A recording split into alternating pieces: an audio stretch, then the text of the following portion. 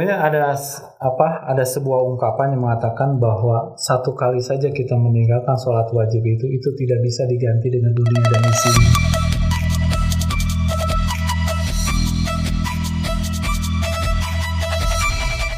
Assalamualaikum warahmatullahi wabarakatuh. Halo sahabat takwa semuanya, bertemu lagi dengan saya Hadi Sahrudin, tentunya di Bit Takwa, bincang santai sahabat takwa. Bismillah, barokah lillah. Nah, kita mulai perbincangan kita kali ini, bincang-bincang santai tentunya. Kita akan melanjutkan pembahasan yang kemarin yang sempat terpotong karena hilangnya baterai dari kameranya. Ini adalah kesalahan teknis, tapi mudah-mudahan tidak mengurangi kekhidmatan kita untuk pembelajaran atau makna dari tentang Isra Mi'raj kali ini. Tentunya masih tentang pembahasan dari Isra Mi'raj, dan saya seperti biasa ditemani dengan orang yang memang ahlinya di bidangnya, yaitu Bapak Ustadz Andri ya. Kalau kita kemarin mah Kang Andri ya. Assalamualaikum Kang Andri, Dama. Alhamdulillah saya Kang Hadi. Gimana kabarnya Kang? Alhamdulillah Kita sempat terjeda ya kemarin karena kesalahan teknis, tapi tidak apa-apa. Mudah-mudahan hari ini kita selesai ya. Mudah-mudahan. Amin. Kita masih membahas tentang Isra Mi'raj nih Kang. Masih Isra Mi'raj. Kemarin sampai mana sih Isra Mi'raj? Kemarin itu bagaimana sebenarnya ketika proses perjalanan pada malam hari itu dari Masjidil Haram sampai ke Masjidil Aqsa, dan terjadi di Masjidil Aqsa itu gitu. Jadi ada peristiwa apa gitu kan di situ, misalnya disambut oleh para nabi. Ada beberapa nabi yang menyambut kedatangan Rasulullah SAW, yang melambangkan bagaimana sebenarnya risalah itu berkesinambungan gitu. Jadi kan Palestina itu adalah negeri para nabi. Di situ banyak lahirnya para nabi, di situ diutus ke sana gitu.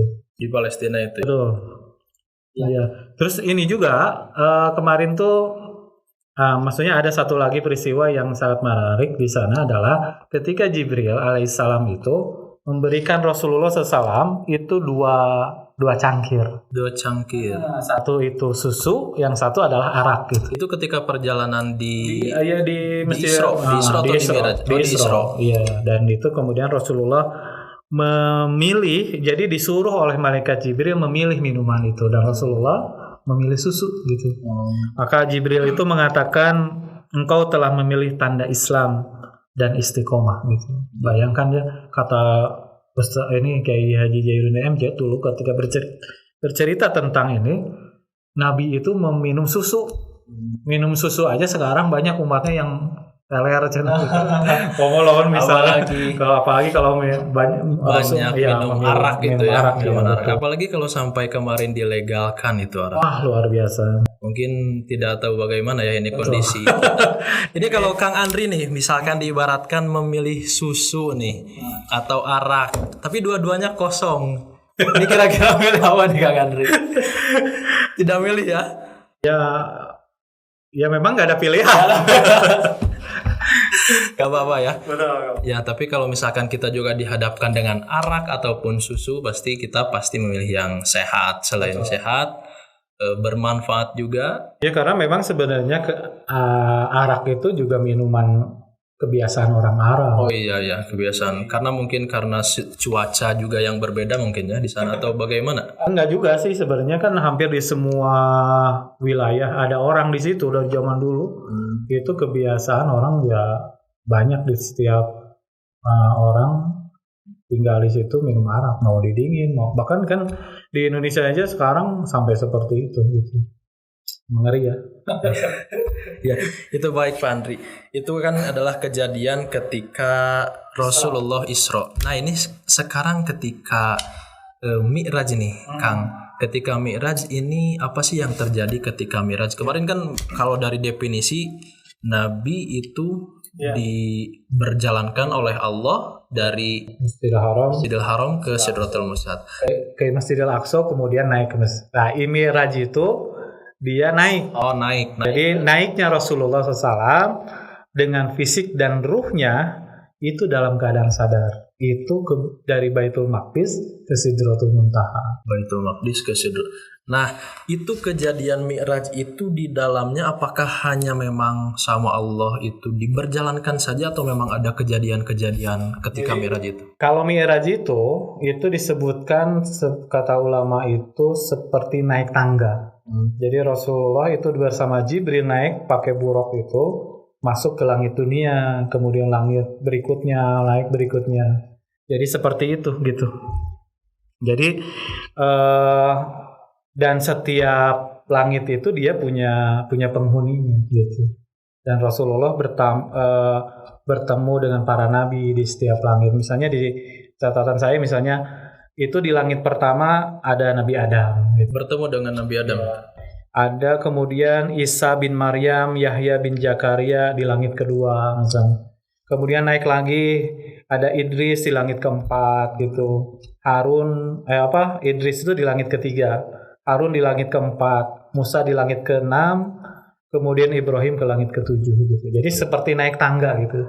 1, 2. Dan setiap langitnya itu memang bertemu dengan Nabi. Dan kemudian sampailah kemudian di Sidratul Muntaha itu gitu. Nah hanya kemudian di Sidratul Muntaha itu berhentilah. Malaikat nggak bisa melanjutkan. Jadi hanya Rasulullah SAW aja yang bisa melanjutkan ke namanya Baitul Ma'mur gitu. Dan bertemu langsung dengan Allah Subhanahu wa taala gitu. Ya, dan itu dijelaskan kan dalam surat apa sih? Di sini itu disebutkan walaqad ra'ahul nazlata ukhra gitu. Inda sidratil muntaha dan seterusnya gitu. Bagaimana Rasulullah melakukan perjalanan bersama malaikat Jibril itu tahap demi tahap gitu naik ke langit gitu sampai ke Sidratul Muntaha.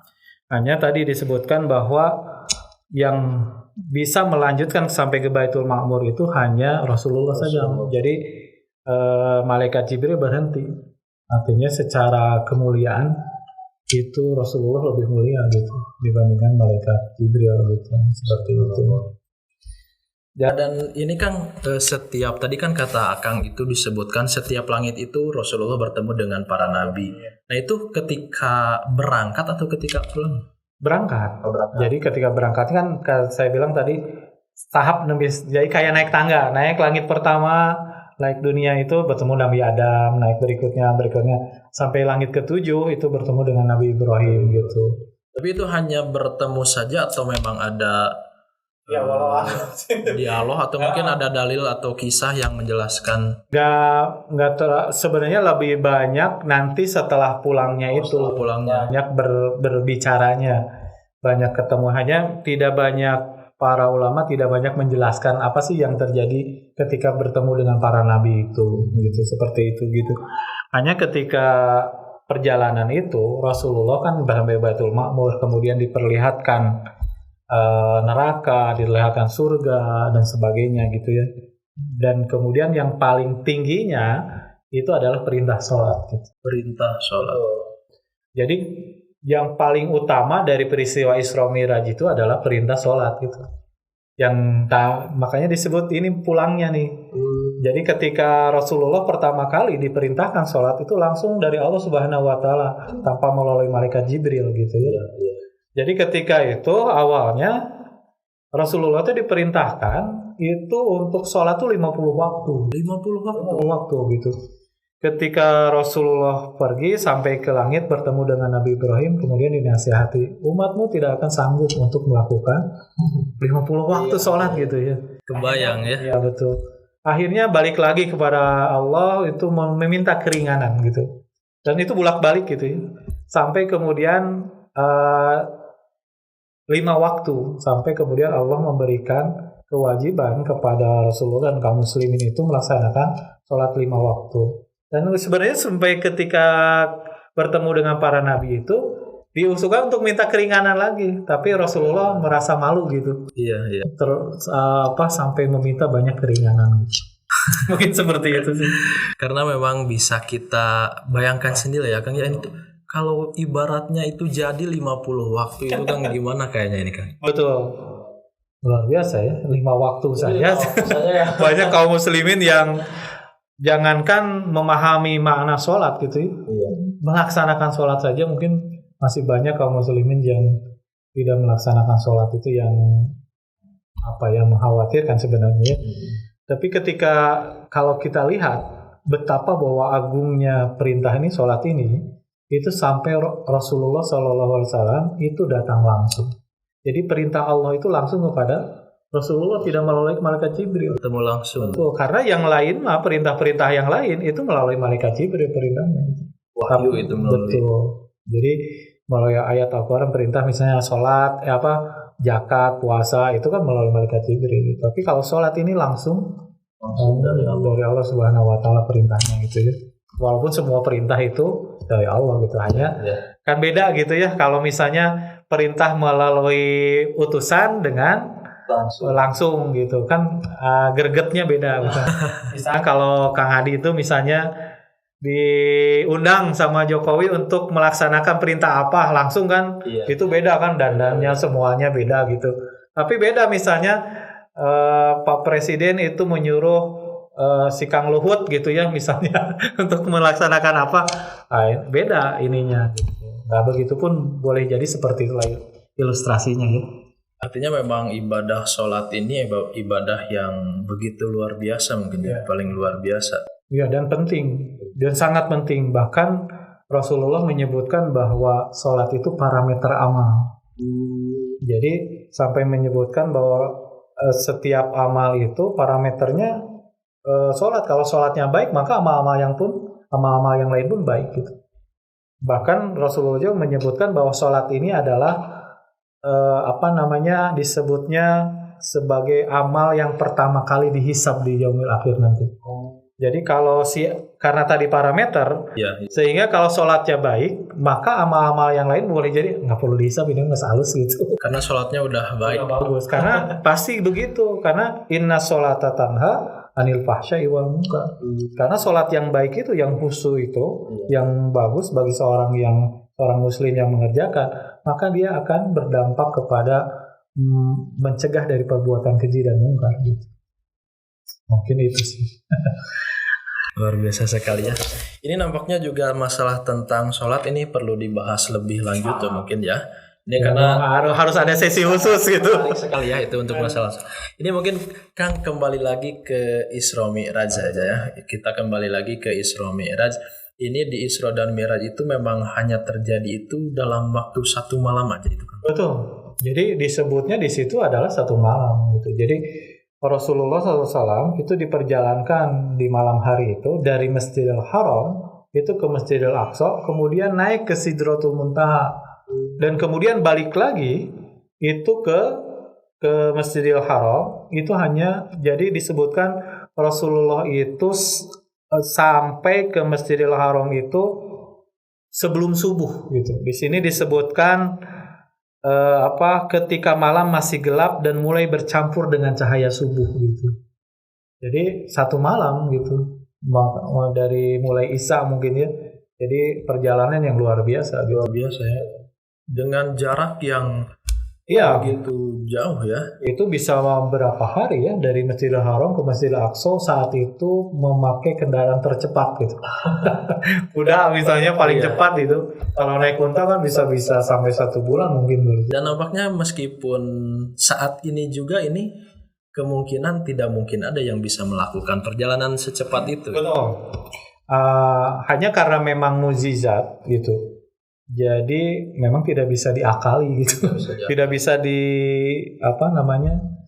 dirasionalisasikan gitu, karena memang mukjizat gitu. Walaupun dalam konteks Isra-nya perjalanan dari Masjidil Haram ke Masjidil Aqsa itu sekarang mungkin bisa hanya 1 jam, 1 jam setengah gitu, dengan pesawat yang ada, dengan panjangnya atau jauhnya dari Masjidil Haram ke Masjidil Aqsa kan gitu. Tapi kalau untuk ke Sidratul Muntaha kan orang-orang dari tahun 70-an sudah mulai ya. Misalnya Gagarin itu orang pertama yang naik keluar angkasa gitu.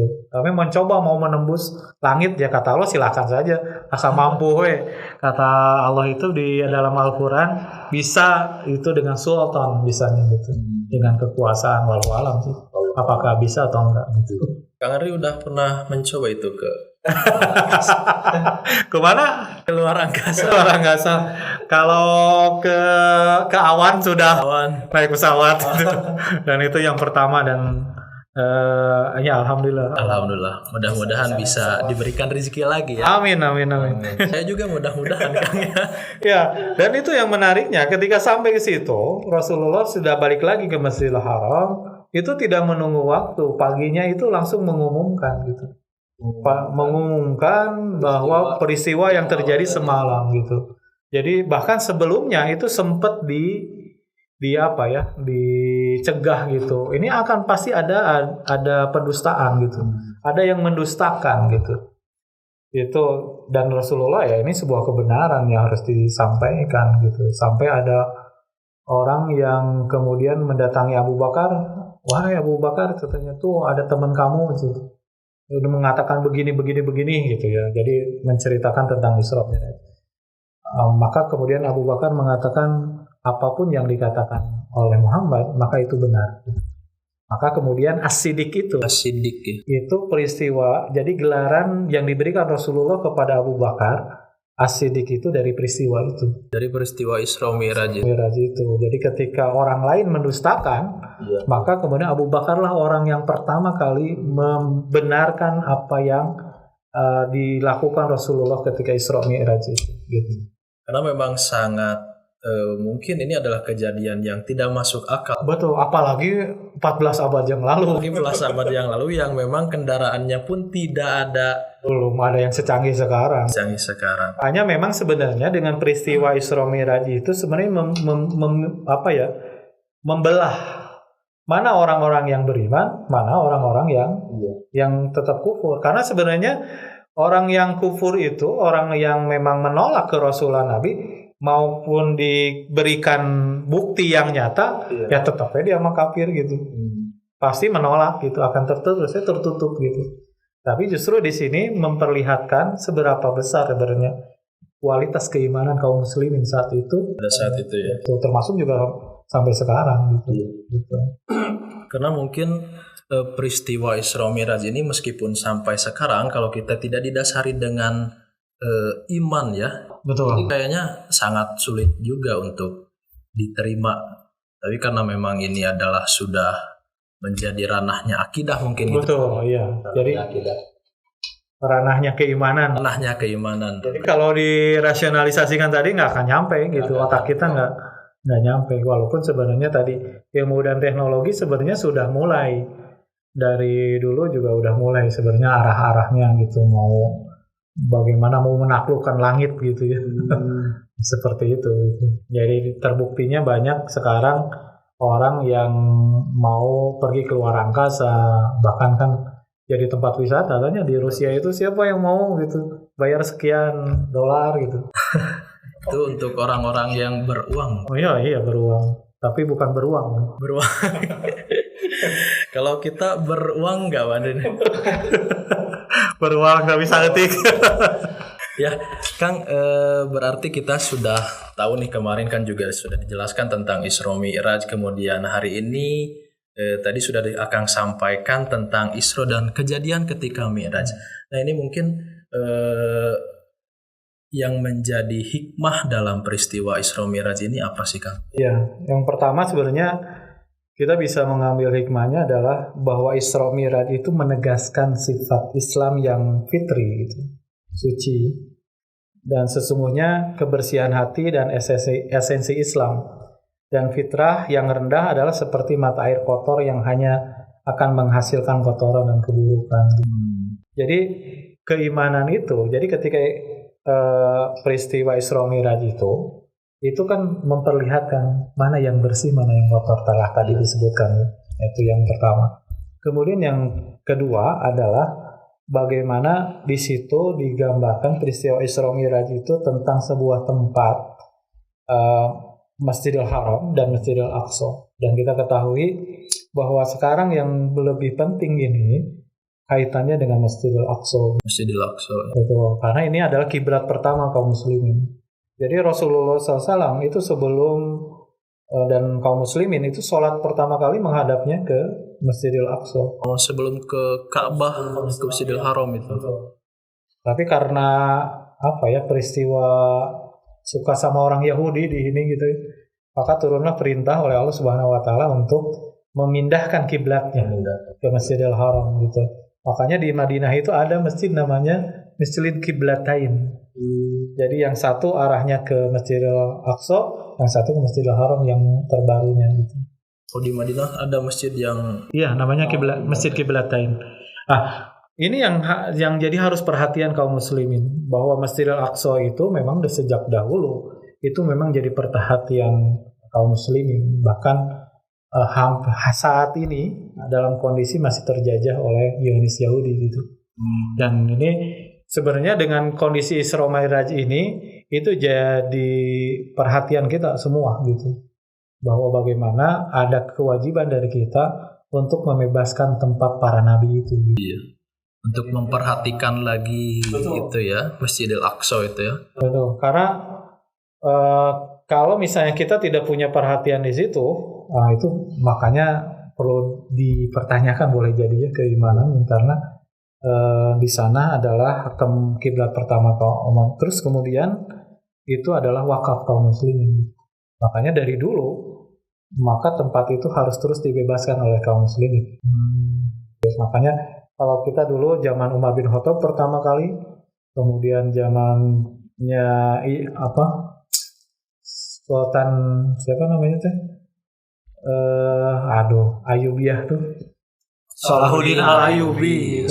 Nah, setelah itu udah sekian tahun dikuasai kaum muslimin, sekarang jatuh ke tangan Zionis Yahudi. Karena dulu Sultan Turki Utsmani terakhir yang mempertahankan itu adalah Sultan Abdul Hamid II itu, yang sampai wafatnya tidak pernah memberikan sejengkal tanah pun Palestina diberikan kepada Yahudi gitu.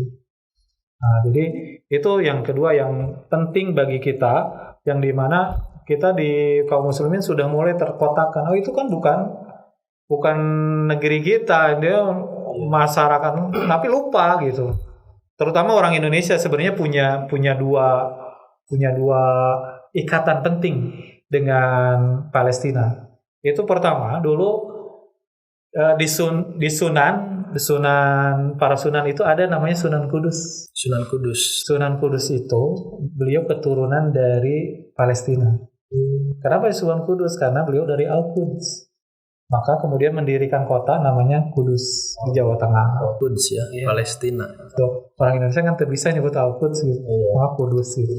Kemudian yang kedua, Palestina itu adalah negeri pertama yang mengakui Indonesia merdeka. Jadi selain Mesir dan Palestina gitu. Jadi saat itu 45 itu Palestina masih merdeka, masih negara. Dan itu kemudian negara yang pertama kali mengakui Indonesia merdeka. Makanya sampai sekarang umat Islam Indonesia punya keterikatan kuat dengan Palestina gitu. Karena jasa-jasanya gitu. Kemudian apalagi? Habis waktunya. Masih ada ya. Jadi kemudian Baitul Maqdis itu melahirkan para nabi secara beruntun. Makanya disebut Palestina itu negeri para nabi gitu. Karena hampir banyak itu keturunan Nabi Ibrahim, lahirlah generasi para nabi di sana gitu. Banyak ya keturunan para nabi. Kemudian Nabi Muhammad menyempurnakan bangunan yang menjadi batu terakhir dalam bangunan kenabian, menyempurnakan agama dan membawa umat manusia pada seluruhnya. Jadi peristiwa Isra Mi'raj ini, telah tadi disebutkan di awal, itu sebuah rangkaian keberlanjutan risalah gitu. Jadi para nabi satu hilang, meninggal, nabi lagi berikut itu saling keterkaitan gitu, melanjutkan. Maka ditutup oleh Nabi Muhammad SAW. Makanya tadi ketika Mi'raj juga bertemu ya, ketika naik ke langit. Nah, itu salah satu hikmah gitu. Makanya kemudian jadi sebuah keimanan, rukun iman kita mengimani para nabi dan rasul. Kalau kita tidak beriman para nabi dan rasul, maka kufur gitu. Nah, seperti itu sih gitu. Itu hikmahnya gitu. Jadi dan Nabi Muhammad itu adalah penutup para nabi dan itu yang menyempurnakan. Bedanya apa? Kalau para nabi terdahulu, rasul yang terdahulu itu mereka berdakwah kan dibatasi oleh waktu dan ruang. Iya. waktunya sampai umur hidupnya, kemudian wilayahnya dibatasi. Tapi Nabi Muhammad karena menyempurnakan itu dakwahnya, ajaran Islam itu menyeluruh seluruh dunia. Tidak dibatasi dengan suku, tidak dibatasi dengan ras, negara dan sebagainya. Itu seluruh manusia dan seluruh dunia gitu. Makanya disebutnya rahmatan lil alamin gitu, ajaran Islam itu. Mungkin itu Kang Hadi ngobrol-ngobrol kita sedikit gitu. Terima kasih nih Kang Andi. Berarti kan kita sudah sedikitnya tahu ya tentang Isra Miraj. Baju kita seragam ya. Iya, karena kan kita berada di studio yang sama. Hati juga kita ternyata sama. Waduh, ini juga sama ya. Ini baru ini Kang. Baru tadi dikasih sama kru yang ada di sini. Ya, ini mungkin terakhir Kang tadi membahas tentang sholat juga ya. Ini membahas tentang sholat juga. Nah ini mungkin yang disampaikan oleh Kang tentang sholat ini terkhusus mungkin untuk kaitannya dengan Isra Miraj ini hikmahnya atau mungkin untuk kita ini bagaimana sih tentang sholat ini? Ya, sebenarnya ada sebuah ungkapan yang mengatakan bahwa satu kali saja kita meninggalkan sholat wajib itu tidak bisa diganti dengan dunia dan isinya. Artinya apa? Itu satu sholat saja. Jadi tidak boleh satu kali pun kita meninggalkan sholat wajib itu. Berarti itu mungkin untuk sholat nanti kita ada sesi selanjutnya ya Kang ya. Karena Insya Allah siap. Ini biar berkelanjutan ini podcastnya. Tapi saya bukan ahli ya. Perlu tadi direvisi bisi gitu. Tapi ini terakhir Kang tentang sholat nih sebelum kita closing. Karena memang berkaitan juga dengan Isra Miraj ya. Ini ada yang bertanya Kang, ini masalah sholat itu lebih bagusnya itu di awal waktu atau memang ketika waktunya itu Kang? Kalau hadisnya menyebutkan ala waktiha gitu. Ala waktiha. Pada waktunya. Gitu. Artinya memang syaratnya begitu. Hanya Rasulullah SAW itu mencontohkan itu di awal waktu. Awal waktu. Jadi kalau misalnya tidak ada hal-hal yang menghambat kita sholat di awal waktu, itu lebih baik. Gitu. Lebih baik di awal kan. Itu berjamaah makanya gitu. Jangan sampai. Karena apa? Kita tidak punya jaminan 1 menit kemudian kita ada waktu. Jadi memang harus dilakukan di awal waktu. Makanya mungkin ini kan Andri juga sebagai pengajar juga ya. Mungkin itu untuk murid-murid ketika misalkan waktu zuhur nih. Anak-anak ayo kita sholat dulu gitu. Itu berarti sholat zuhur ya. Sholat zuhur. Jadi tidak ada sholat dulu ya. Jadi Kang Andri tidak terkecoh ternyata. Ini padahal ini lucon-luconnya Kang Andri ini. Tapi tidak terkecoh. Ya, mungkin karena kita waktunya juga terbatas. Terima kasih Kang Andri. Sama-sama. Di sini mudah-mudahan menambah manfaat untuk semuanya juga ya. Menambah manfaat. Nuhun tos diulang. Alhamdulillah taking kapok. Taking kapok Kang Andri. Sekali lagi kita mudah-mudahan di podcast ini mohon dukungannya juga mungkin bagi sahabat takwa semuanya. Subscribe ya dengan cara like, subscribe dan share ya. Mudah-mudahan kita semakin berkembang dan kita semakin semangat untuk tetap berdakwah tentunya di jalan Allah Subhanahu wa taala ya. Terima kasih untuk sahabat takwa semuanya yang masih standby dengan kami di Bitakwa Bincang Santai Sahabat Takwa. Mudah-mudahan podcast kali ini mendapatkan ilmu yang bermanfaat ya.